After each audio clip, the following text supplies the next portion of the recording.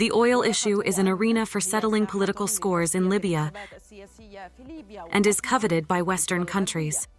In February 2022, Libya was losing $60 million daily due to the dispute.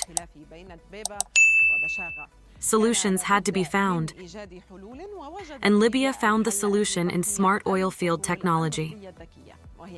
This technology will allow control of the production process remotely via a fully equipped control room that allows access to live operational data and monitoring of results.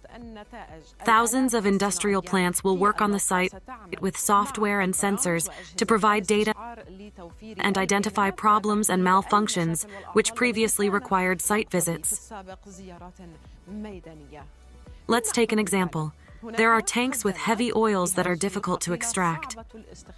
Therefore, some companies resorted to developing technologies to enhance production, such as the data tool Nebras, which generates and collects 1 million pieces of information every 2 minutes from 10,000 wells and surrounding infrastructure.